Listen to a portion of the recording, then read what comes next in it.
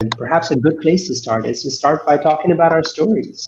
Teresa, what was your story, Teresa, through this entire process? Oh, you're so funny. Thank you for calling on me, Mosin. And as you know, I love storytelling, and my I story do, I is one know. of failure. Oh, No. I'm sure others are not. Others wouldn't narrate your story that way, but it's It's all okay. yours. That's your story. So you've It's got all the okay. right to tell your story. From the very beginning, I just felt like I was failing you all.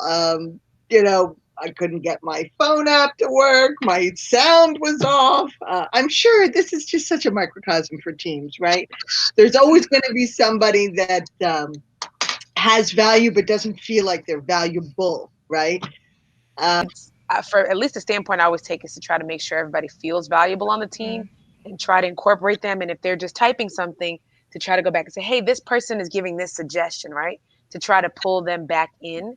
And so it's interesting that we're on a planet. We didn't survive. But Teresa, so sweet at the end saying, you guys, hey, it was really nice knowing you. Don't worry, you did a good job. And you have to have somebody on the team that's going to see the bright side in every situation and to acknowledge them. Yeah. It's Yeah. important.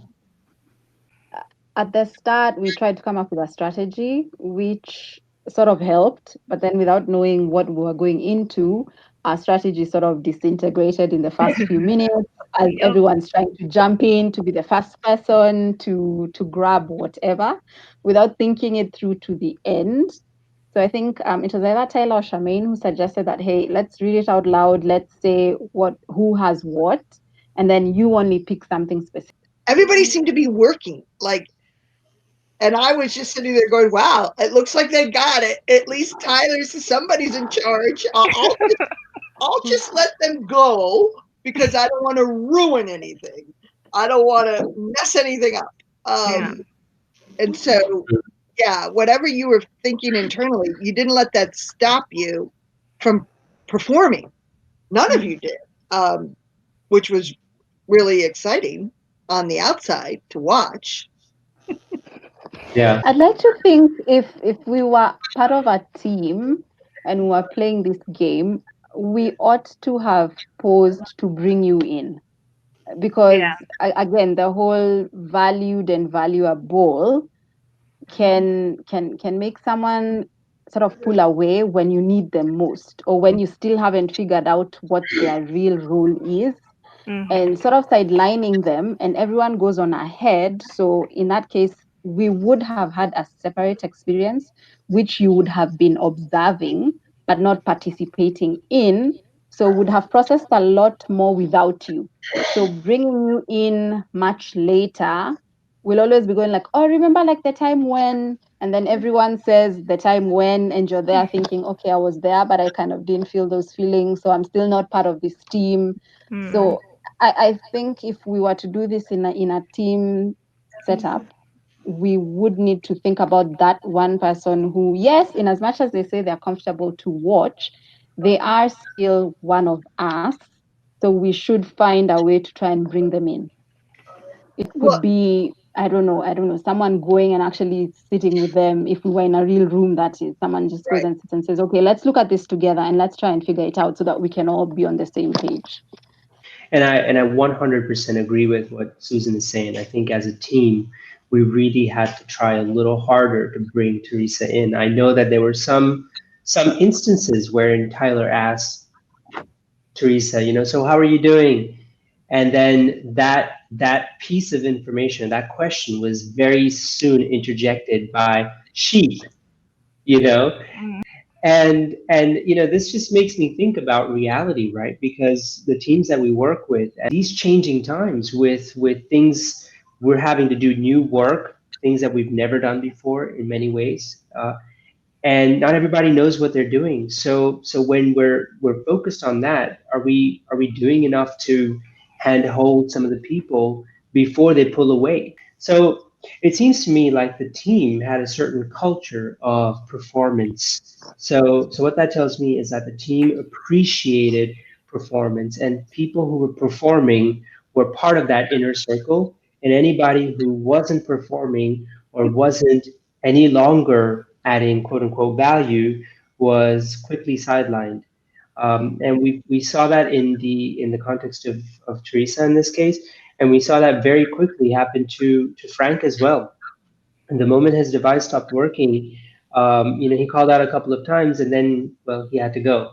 I can almost be sure, I can't be 100% sure, but I can say that he would have probably stuck around longer in the game and played the game had his device not failed.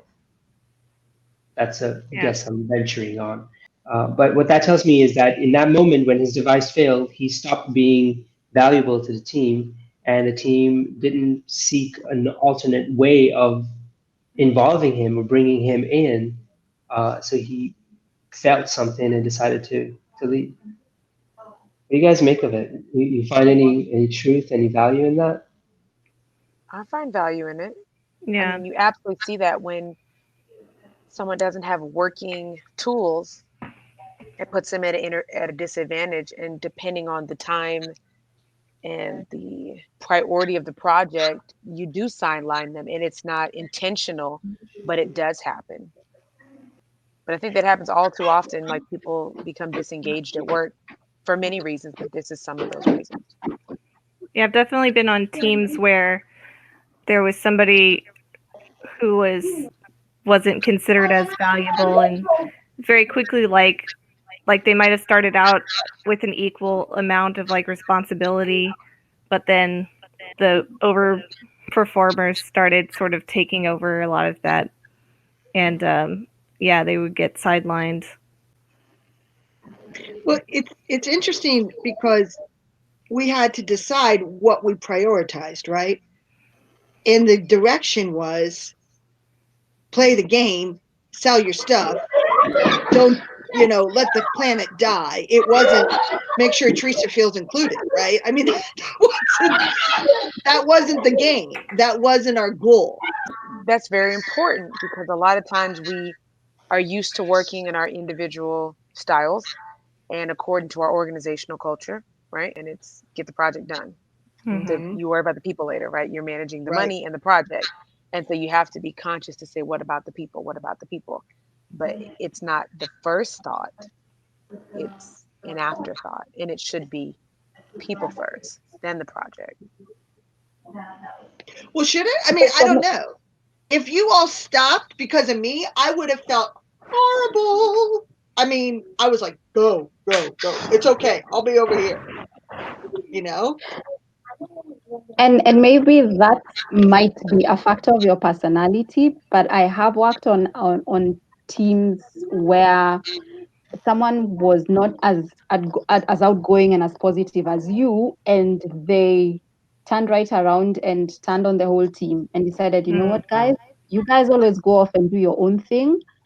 You've tried to include me, but haven't tried hard enough. So I'm just Mm-hmm. gonna step away and live in my own world. So Mm-hmm.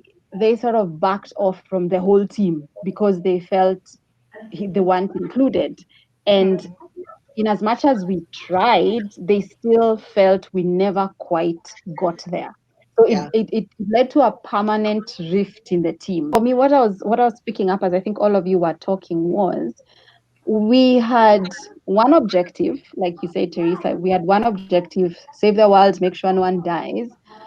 But then the implied objective was that everyone should survive. So it was never explicit, it was implied. And I think because it was implied, we chose the explicit goal at the expense of the implicit one. So no one came right out and said we need to think about the people. And because no one said it, we didn't.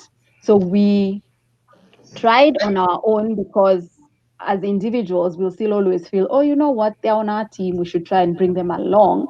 But because it was never the explicit goal, I think our effort towards inclusion was not as great as it might have been if Mm-hmm. we started out saying we're gonna evolve and everyone gets to evolve, so no man left behind, sort of like the way they do in the army.